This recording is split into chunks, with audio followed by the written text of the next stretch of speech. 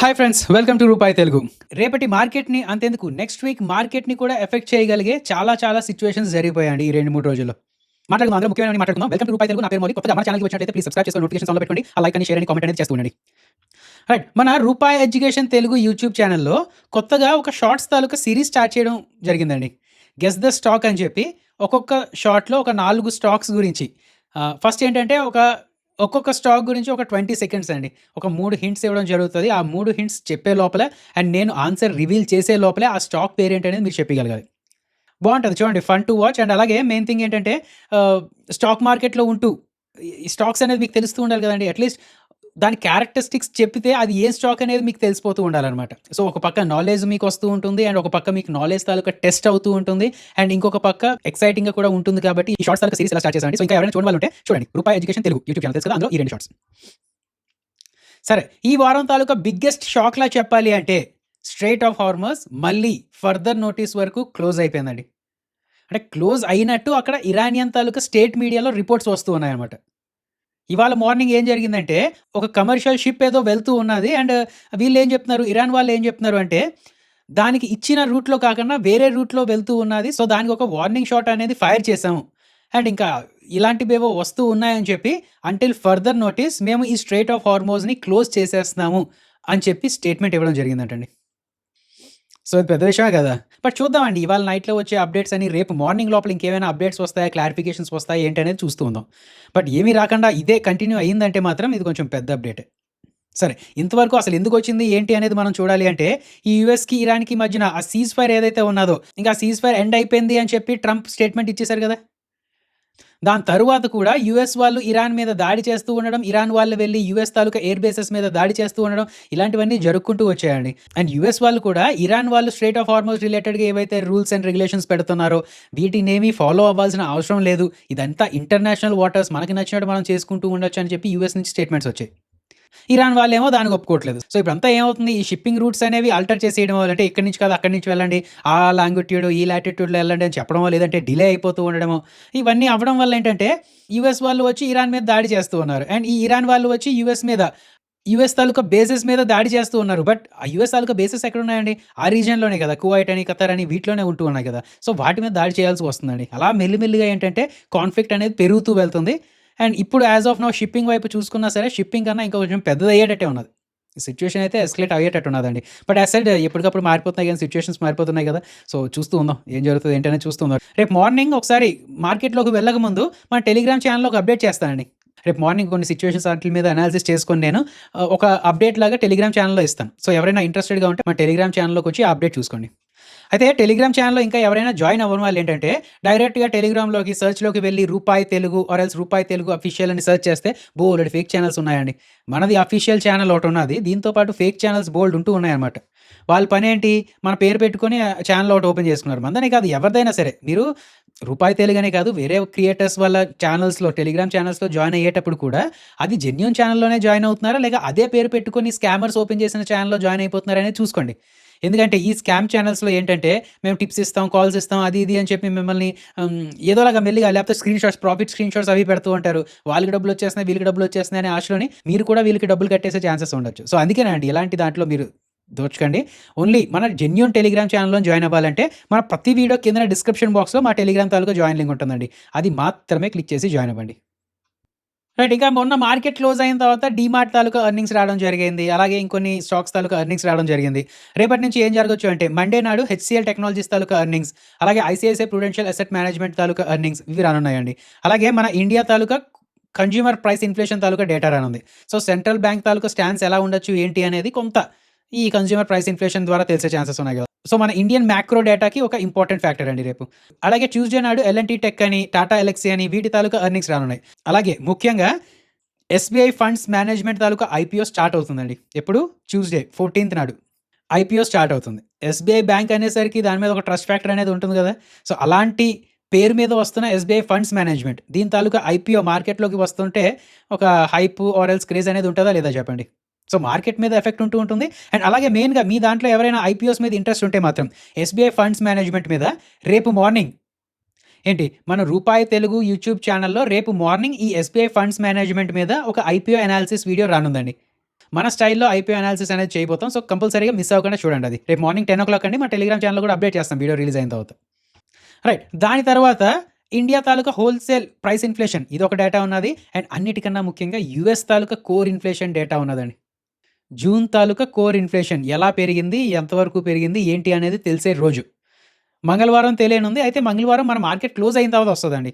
And సరే first చెప్పండి inflation data ఇంపార్టెంటే కాదా? మన ఇండియన్ తాలూకా ఇన్‌ఫ్లేషన్ డేటా కూడా ఇంపార్టెంటే. బట్ మన ఇండియన్ మార్కెట్స్‌కి మన ఇండియా తాలూకా ఇన్‌ఫ్లేషన్ కన్నా యూఎస్ తాలూకా ఇన్‌ఫ్లేషన్ ఇంకా ఎక్కువ ఇంపాక్ట్ చూపిస్తదండి. ఎందుకంటే ఇప్పుడు ఫెడ్ తాలూకా మినిట్స్ కూడా మనం చూసాం. జూన్‌లో జరిగిన ఫెడ్ ఇంట్రెస్ట్ రేట్ డెసిషన్‌లో పాజ్ పెట్టారు. ఇంట్రెస్ట్ రేట్స్ అనేది పాజ్ చేశారు. అదోకే. బట్ మొన్న వచ్చిన ఈ ఫెడ్ మినిట్స్ తాలూకా డేటాలో మనకి ఏమర్థమైందండి? కొంతమంది ఇంట్రెస్ట్ రేట్ హైక్ కూడా చేయాల్సొస్తదేమో అని చెప్పి కొంత అభిప్రాయపడ్డారని తెలిసింది. అండ్ అన్నిటికన్నా ముఖ్యంగా ఫార్వర్డ్ లుకింగ్ స్టేట్మెంట్స్. దాని మీద ఎక్కువ దృష్టి పెట్టాలని కూడా చూస్తూ ఉన్నారనమాట. ఇందులో ఏమున్నాయండి? ఎంప్లాయ్‌మెంట్ డేటా ఒకటి. అంటే ఎకానమీ ఎలా పెర్ఫార్మ్ చేస్తుందనేది చెప్పే ఎంప్లాయ్‌మెంట్ డేటా. అలాగే ఇన్‌ఫ్లేషన్ ఈ రెండిటి మీద కూడా ఎక్కువ ఫోకస్ చేస్తూ ఉంటారు కదా! సో, అలాంటి టైంలో వస్తున్న ఇన్‌ఫ్లేషన్ తాలూకా డేటా మీద మార్కెట్ ఎదురు చూస్తూ ఉంటుందండి. స్పెక్యులేట్ చేస్తూ ఉంటుంది. మంగళవారం స్పెక్యులేషన్స్ చేస్తూ ఉంటుంది. అండ్ బుధవారం దాని తాలూకా రియాక్షన్స్ కూడా ఇచ్చే ఛాన్సెస్ ఉన్నాయి. అర్థమైందా లేదా? సో, చాలా చాలా ఇంపార్టెంట్ కీ ఈవెంట్ అండి ఇది. అండ్ అలాగే వెడ్నెస్‌డే పరంగా మాట్లాడుకుంటే గ్రో అని, హెచ్‌డీఎఫ్‌సీ అసెట్ మేనేజ్మెంట్ అని, లైఫ్ ఇన్స్యూరెన్స్ అని, ఐసీఐసీఐ లైఫ్ ఇన్స్యూరెన్స్ అని ఇలాంటి కంపెనీస్ తాలూకా ఎర్నింగ్స్ రానున్నాయి. సో, మేజర్ ఇన్స్యూరెన్స్ కంపెనీస్ తాలూకా ఎర్నింగ్స్ ఉన్నాయండి. అండ్ ఇంకొకటేంటంటే హెచ్‌డీఎఫ్‌సీ అసెట్ మేనేజ్మెంట్ కంపెనీ తాలూకా ఎర్నింగ్స్ రానున్నాయి. అండ్ దాని తర్వాత దీని తాలూకా మేనేజ్మెంట్ కామెంటరీ కూడా ఉంటది. కాన్ కాల్ అనేది ఉంటది కదా! దాన్ని ఈ ఎస్‌బీఐ ఫండ్ మేనేజ్మెంట్ తాలూకా ఐపీఓతో ఒకసారి లింక్ చేసి చూడండి. ఎందుకంటే ఇప్పుడు అసెట్ మేనేజ్మెంట్ అంటే రేపు ఎలాగో వీడియో వస్తుంది. మీరు అనాలిసిస్ అనేది చూస్తారులెండి. బట్ ఇంకా కరెంట్ సినారియోలోని ఈ మ్యూచువల్ ఫండ్స్ తాలూకా ఇండస్ట్రీ ఎలా ఉన్నది? దగ్గరలో రెగ్యులేషన్స్ తాలూకా చేంజెస్ కూడా ఉన్నాయి కదా! సెబీ ఏంటి కొత్తగా ఇంట్రాడే బోరోయింగ్ కూడా తీసుకోవచ్చు అని చెప్పి కొత్తగా రూల్ పెట్టింది. అలాగే ఈ ఎక్స్‌పెన్స్ రేషియో ఏదైతే ఉన్నదో దాని మీద చిన్న క్యాప్ విధించే ఛాన్సెస్ ఉన్నాయని చెప్తుంది. సో, ఇలాంటి అన్నిటి మీద ఒక అవగాహన వచ్చే ఛాన్సెస్ ఉన్నాయండి. సో, మేబీ వెడ్నెస్‌డే ఈ రిజల్ట్స్ వచ్చిన తర్వాత హెచ్‌డీఎఫ్‌సీ అసెట్ మేనేజ్మెంట్ కంపెనీ తాలూకా ఎర్నింగ్స్ వచ్చి దాని తర్వాత దాని కాన్ కాల్ అయిన తర్వాత కొంతమంది ఇన్వెస్టర్స్ ఈ ఎస్‌బీఐ ఫండ్స్ మేనేజ్మెంట్‌లో ఇన్వెస్ట్ చేయొచ్చా లేదా? అంటే ఐపీఓ అప్లై చేయొచ్చా లేదా? అనే డెసిషన్ కూడా తీసుకునే ఛాన్సెస్ ఉన్నాయి. సో, వాచ్ చేస్తూ ఉండండి. ఓకే కదా! అండ్ అలాగే అదే వెడ్నెస్‌డే ఇండియా తాలూకా ఎక్స్‌పోర్ట్, ఇంపోర్ట్ డేటా వస్తది. చైనా తాలూకా జీడీపీ అని ఇండస్ట్రియల్ ప్రొడక్షన్ తాలూకా డేటా వస్తది. ఇంకా కెనడా తాలూకా ఇంట్రెస్ట్ రేట్ డెసిషన్ పెద్ద ఎఫెక్ట్ ఏం చూపించదండి. థర్స్‌డే ప్రకారం చూసుకుంటే టెక్ మహేంద్ర అని, విప్రో అని, జియో ఫైనాన్షియల్ సర్వీసెస్ అని, ఐటీసీ హోటల్స్ అని, బీహెచ్ఈఎల్ అని వీటి తాలూకా ఎర్నింగ్స్ వస్తూ ఉంటాయి. అండ్ ఫ్రైడే నాడు కూడా కొన్ని ప్రైవేట్ బ్యాంక్స్ తాలూకా ఎర్నింగ్స్ ఉన్నాయి. బట్ సాటర్డే హెచ్‌డీఎఫ్‌సీ బ్యాంక్ అని, ఐసీఐసీఐ బ్యాంక్ అని ప్రైవేట్ సెక్టర్ బ్యాంక్స్ తాలూకా దిగ్గజాలు రిజల్ట్స్ ఇచ్చే టైం అండి. సో, లేట్ వీక్‌లో అంటే మేబీ థర్స్‌డే, ఫ్రైడే ఆ టైం నుంచే ఈ ప్రైవేట్ సెక్టర్ బ్యాంక్స్ మీద కొంత స్పెక్యులేషన్ స్టార్ట్ అయ్యే ఛాన్సెస్ ఉండొచ్చు. దీన్ని ఎకనామిక్ క్యాలెండర్ అంటారా? లేదంటే ఎర్నింగ్స్ క్యాలెండర్ అంటారా చెప్పండి? ఎర్నింగ్స్ క్యాలెండర్ ఒక్కొక్కటిగా మనం చూసాం. ఏ కంపెనీస్ ఎప్పుడు ఏ డేట్స్‌లో ఎర్నింగ్స్ ఇస్తాయనేది. ఎకనామిక్ క్యాలెండర్ అంటే మ్యాక్రో డేటా లైక్ ఇండియా తాలూకా ప్రైస్ ఇన్‌ఫ్లేషన్ డేటా ఎప్పుడొస్తది? యూఎస్ తాలూకా ప్రైస్ ఇన్‌ఫ్లేషన్ డేటా ఎప్పుడొస్తది? కోర్ ఇన్‌ఫ్లేషన్ డేటా ఎప్పుడొస్తది? ఇలాంటివన్నీ తెలిసేది ఎకనామిక్ క్యాలెండర్ అండి. అంటే మీకు జస్ట్ పేర్లు గుర్తుంచడానికి చెప్తున్నాను నేను. ఎకనామిక్ క్యాలెండర్, ఎర్నింగ్స్ క్యాలెండర్ ఈ 2 ఫాలో అవుతూ ఉండాలి ఈ టైంలో. రైట్. ఒకసారి ఈ కొత్త సెబీ రూల్స్ గురించి మాట్లాడేసుకుంటే, మ్యూచువల్ ఫండ్స్ మీద కొత్త రూల్స్ ఇచ్చింది కదా! సెబీ జూలై 10థ్‌న ఒక ఇంపార్టెంట్ సర్క్యులర్ ఇష్యూ చేసిందండి. మ్యూచువల్ ఫండ్స్ వల్ల ఇంట్రాడే బారోయింగ్ రూల్స్‌కి రిలేటెడ్‌గా అనమాట. నార్మల్‌గా ఏంటంటే మార్చ్ 13థ్ నాడు అనుకుంటాను ఒక ఫ్రేమ్‌వర్క్ ఇంట్రొడ్యూస్ చేసింది. ఆ ఫ్రేమ్‌వర్క్ ప్రకారం ఏంటంటే మ్యూచువల్ ఫండ్స్ ఏంటంటే కొంతమంది రిడీమ్ చేస్తుంటారు కదా! ఆళ్ళకి వెంటనే పే ఔట్ చేయాలన్నా లేదంటే ఇన్వెస్టర్స్ తాలూకా ఇంట్రెస్ట్ పేమెంట్స్ ఇలాంటివి ఏవైనా చేయాలన్నా సరే వాటి కోసం మాత్రమే ఇంట్రాడే బారోయింగ్ చేయాలి అని చెప్పి ఒక రూల్ పెట్టారు. అండ్ ఏప్రిల్ 1, 2026 నుంచి అది అమలైందండి. కానీ ఏఎంసీస్ ఏం చేసాయి? మాకు కొన్ని ఆపరేషనల్ ఛాలెంజెస్ అలాగున్నాయి. సో, దానివల్ల ఏంటంటే మేము వెంటనే ఆ రూల్ అనేది అప్లై చేయలేము అని చెప్పి కొంచెం రిక్వెస్ట్ చేయడం జరిగింది. సో, దానివల్ల ఏంటంటే ఆ డెడ్‌లైన్ ఏదైతే ఉన్నదో అది ఎక్స్‌టెండ్ చేశారు. అండ్ అలాగే అంటే ఎక్స్‌టెండ్ మాత్రమే కాదు కొన్ని రూల్స్‌లో కూడా చేంజెస్ చేశారు. సో, అర్థమైంది కదా! సో, ఇప్పుడు కొత్త రూల్ ఏంటంటే మ్యూచువల్ ఫండ్స్ వాళ్ళు ఇంట్రాడే బారోయింగ్‌తో అంటే అప్పటికప్పుడు వెళ్లి బ్యాంక్ దగ్గర నుంచి డబ్బులు బారో చేసుకొని దాంతో ట్రేడ్ సెటిల్‌మెంట్స్ చేసుకోవచ్చు. ఫారెన్ మార్కెట్ తాలూకా సెటిల్‌మెంట్స్ చేసుకోవచ్చు. ఎగ్జిస్టింగ్ బారోయింగ్ ఏదైనా ఉంటే అది రీపే చేసుకుంటూ ఉండొచ్చు. అలాగే మార్క్ టు మార్కెట్ ఆబ్లిగేషన్స్ కూడా తీసుకుంటూ ఉండొచ్చనమాట. సో, ముందు ఒక నారో రూల్‌లా ఉండేది. ఏం చెప్పుకున్నాం ముందు? అప్పటికప్పుడు ఇన్వెస్టర్ పేమెంట్స్ అని లేదంటే రిడెంప్షన్ పేమెంట్స్ అని ఇవి సెటిల్ చేసుకోవడానికి మాత్రమే వాళ్ళు అప్పు తీసుకోవచ్చు అని చెప్పి అనుకున్నాం కదా! బట్ ఇప్పుడు వైడర్ స్ప్రెడ్ అండి. బట్ ఇప్పుడు స్కోప్ వైడ్ అయింది కొంచెం. అర్థమైందా లేదా? అండ్ సెబీ ఒకటి క్లియర్‌గా ఏం చెప్పిందంటే, బారోయింగ్ ఆ రోజు మీరేదైతే బారోయింగ్ తీసుకున్నారో ఫర్ ఎగ్జాంపుల్ ఒక రూ. 10,00,00,000 పొద్దున్న బ్యాంక్ నుంచి తీసుకున్నారనుకోండి. సాయంకాలం లోపల రీపే చేసేయాలనమాట. ఒకవేళ ఓవర్‌నైట్ కొనసాగితే మాత్రం ఆ బారోయింగ్ ఏంటంటే ఎగ్జిస్టింగ్ తాలూకా రెగ్యులేటరీ లిమిట్స్ ఏదైతే వాటిని అనుసరించాల్సి వస్తుంది అని చెప్పి అంటున్నారు. అర్థమైందా లేదా? సో ఇలాంటివేవో ఉన్నాయి. అంటే మ్యూచువల్ ఫండ్స్‌కి ఒక్కొక్కసారి ప్రోగాను అంటే ప్లస్‌గాను ఇస్తున్నారు. ఒక్కొక్కసారి వాటికి యాంటీగా కూడా రూల్స్ అవి వస్తున్నాయండి. సో ఇలాంటివన్నీ చూసుకుంటూ ఉండండి. అండ్ ఇవన్నీ నేను కవర్ చేయడానికి రీజన్ ఏంటి అంటే ట్యూస్‌డే నాడు ఎస్‌బీఐ ఫండ్స్ మేనేజ్మెంట్ తాలూకా ఐపీఓ వస్తుంది కదా! సో దాని రిలేటెడ్‌గా జస్ట్ ఒక అప్డేట్ ఉన్నది కాబట్టి మీకు చెప్తున్నానండి. రైట్. ఇంకా డీమార్ట్ తాలూకా ఎర్నింగ్స్ రావడం జరిగిందండి. దీని తాలూకా రెవెన్యూ ఒక 15% పెరగడం జరిగింది. అలాగే ప్రాఫిట్ ఒక 11% పెరగడం జరిగింది. హెడ్‌లైన్స్ చూస్తే ఇలా కనబడుతుందండి. సరే అంతా బానే ఉంది కదా అనిపించొచ్చు మీకు. అయితే బాగున్నదా లేదా అని పక్కన పెడితే మొత్తం డేటా అనేది మీరు చూడాలి కదా! The most important thing is mature stores slow down జరిగింది. అంటే కొన్ని డీమార్ట్ స్టోర్స్ ఉంటాయి కదా! 2 సంవత్సరాల కన్నా ఇంకా పాత స్టోర్స్ ఏవైతే ఉన్నాయో వాటిలో వాటి తాలూకా సేమ్ సేల్స్ గ్రోత్ ఏదైతే ఉన్నాదో అది 5%, 5.5% మాత్రమే పెరగడం జరిగిందనమాట. అర్థమైందా?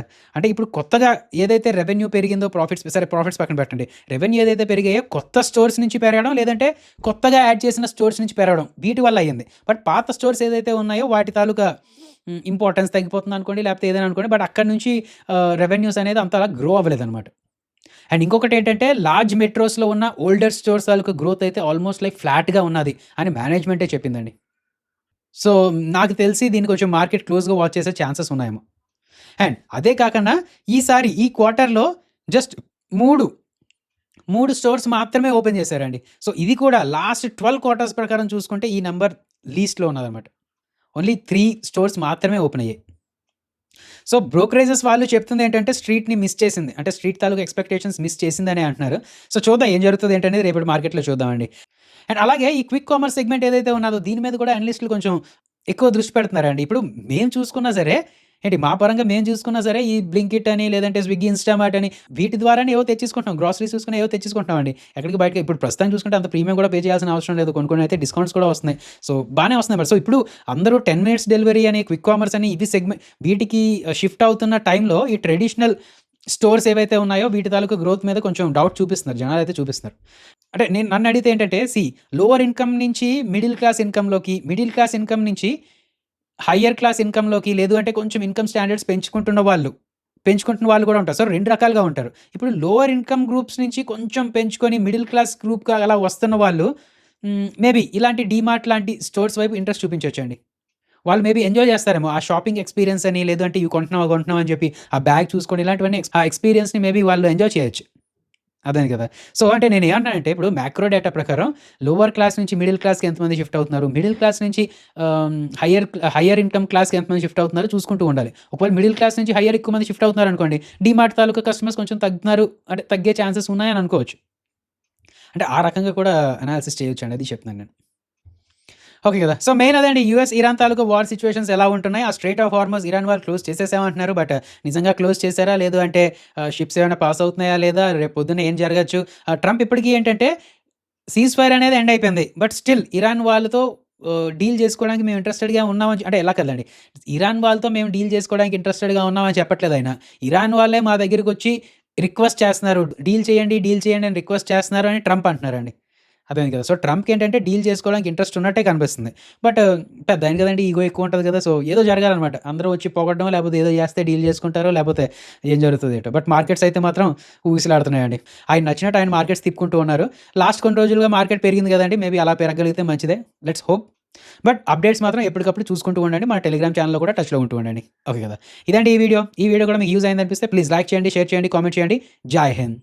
వీడియోలోకి వెళ్ళకముందు ఒకసారి మన డిస్క్లైమర్ చూసేయండి. మేము ఏది చెప్పినా సరే అది ఎడ్యుకేషనల్ అండ్ ఇన్ఫర్మేషన్ పర్పస్ కోసమే. మేము SEBI registered advisor or research analyst రెండూ కాదు. మేము ఏమి ఇచ్చినా సరే అది ఫైనాన్షియల్ అడ్వైస్ కాదు. We are not giving any buy or sell calls. ఏది ఫైనాన్షియల్ అడ్వైస్ కాదండి. జస్ట్ ఎడ్యుకేషన్, ఇన్ఫర్మేషన్ పర్పస్ కోసం. మీ ఓన్ రీసెర్చ్ చేసుకోండి. లేదు అంటే ఒక సెబీ రిజిస్టర్డ్ అడ్వైజర్ అయినా కలండి.